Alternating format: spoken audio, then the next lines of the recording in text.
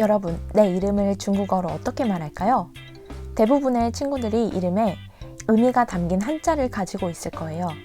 한자를 알면 중국어 이름을 쉽게 알아낼 수 있습니다.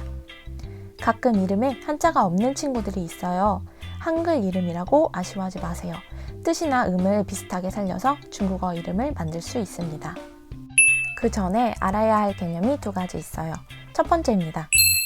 여러분, 우리나라와 중국에서 쓰는 한자의 모양이 같을까요? 이 한자를 본 적이 있나요? 중국에서 사용한 한자이고요. 나라국입니다. 우리나라에서는 어떻게 쓰죠? 여러분, 두 한자의 모양을 비교했을 때 어떤 생각이 드나요? 중국어를 공부하려면 한자를 새로 배워야 하는구나. 하지만 중국에서 사용하는 한자는 획수가 적어서 간단하고 쓰기도 편리합니다. 그런데 중국에서는 도대체 언제부터 이런 한자를 사용하기 시작한 걸까요? 원래 중국도 예로부터 우리가 사용하는 한자를 사용했습니다. 우리나라에 전해진 한자가 중국에서 사용하던 한자입니다. 역사적으로 중국과 우리나라는 동일한 한자를 사용했습니다.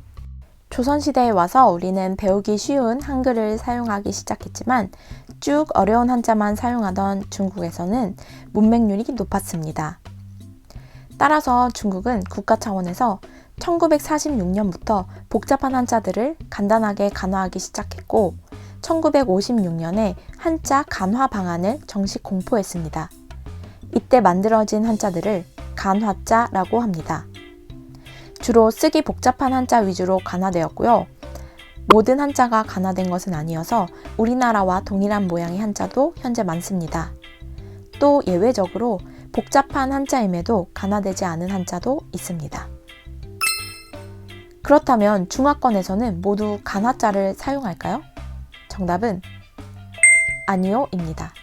중국 대륙에서 사용하는 한자를 간화자, 간체자라고 하고 필획이 간단한 한자, 간체자라는 개념에 반대되어 필획이 많고 복잡한 한자를 번체자라고 부릅니다.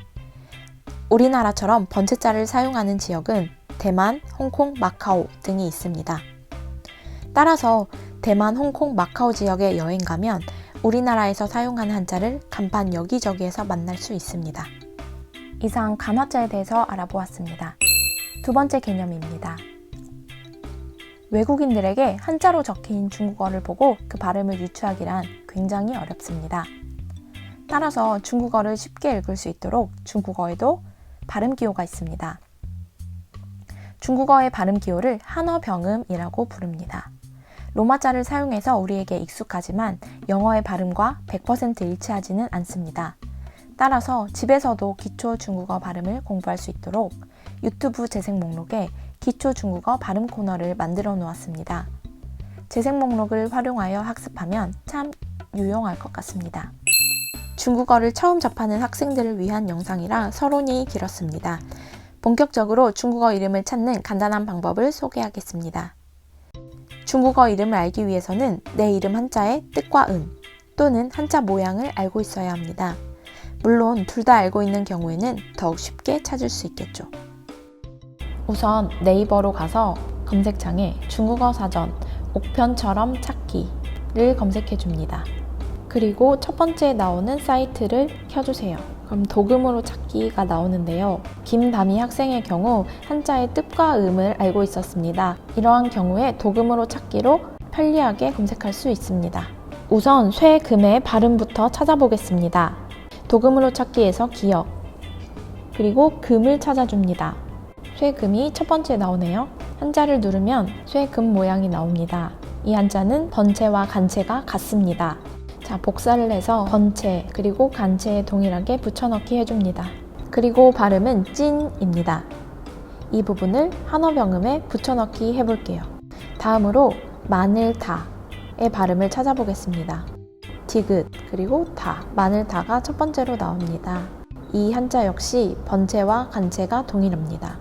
붙여넣기 해볼게요. 발음은 뚜어입니다.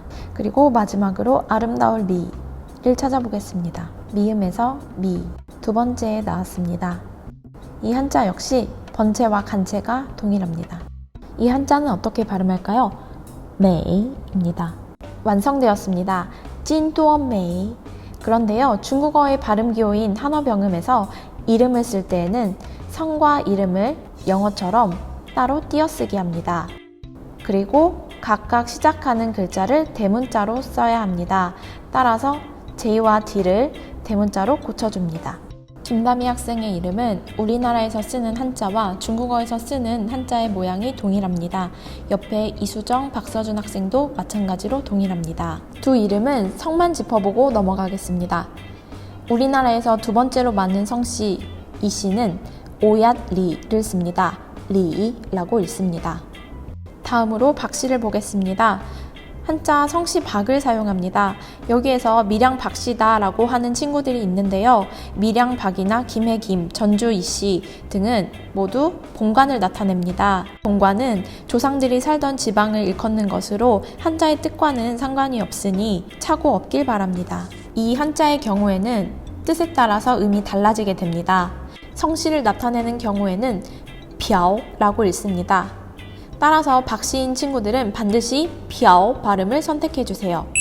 다음으로 손예진 학생의 중국어 이름을 알아보겠습니다. 이 학생의 한자 이름이 조금 복잡해 보이는데요. 따라서 중국에서 사용하는 한자의 모양과 다를 수 있을 것 같습니다. 이처럼 한자의 뜻과 음은 모르지만 한자의 모양을 알 경우 어떻게 검색할 수 있는지 알아보겠습니다. 중국어 사전에서 연필 모양을 눌러줍니다. 그러면 중국어 필기 인식기가 나오는데요. 여기에 알고 있는 한자의 모양을 따라서 써주면 됩니다. 예쁘게 쓰지 않아도 똑똑한 필기 인식기가 잘 찾아줍니다. 첫 번째 한자가 나왔습니다. 낯선 한자가 나왔는데요. 아래 번체에 우리가 알고 있는 손자손 한자가 나왔습니다. 손자손 한자의 간체자입니다. 모양이 이렇게 간단해졌네요. 손씨의 발음을 붙여넣기 해보겠습니다. 쏜이라고 읽습니다. 다음 한자를 찾아보겠습니다. 복잡한 한자지만 빠르게 써보겠습니다.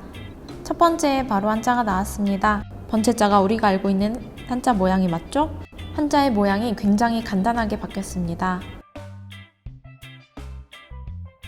발음은 이라고 읽습니다. 마지막 한자를 찾아보겠습니다. 결과가 나왔습니다. 이 한자의 경우 번체의 한자가 따로 나와 있지 않습니다. 이 한자는 번체와 간체가 동일한 한자입니다. 발음은 쩐이라고 읽습니다. 자, 한어병음에서 수정이 필요한데요. 성과 이름은 띄어쓰고 각각 대문자로 시작한다고 했습니다. 조건에 맞게 수정해 주겠습니다. 손예진 학생의 이름처럼 복잡한 한자의 경우 찾기 어려울 수 있습니다. 따라서 이름에 많이 쓰는 한자를 모아서 정리해 보았습니다. 본인 이름에 복잡한 한자가 들어가는 경우 이 표를 참고해 보세요. 모두 쉽게 중국어 이름 찾으시길 바랍니다. 오늘 알려드린 방식대로 검색해보고 혹시 질문이 있다면 댓글로 남겨주세요. 그럼 다음 시간에 또 만나요. 바이바이.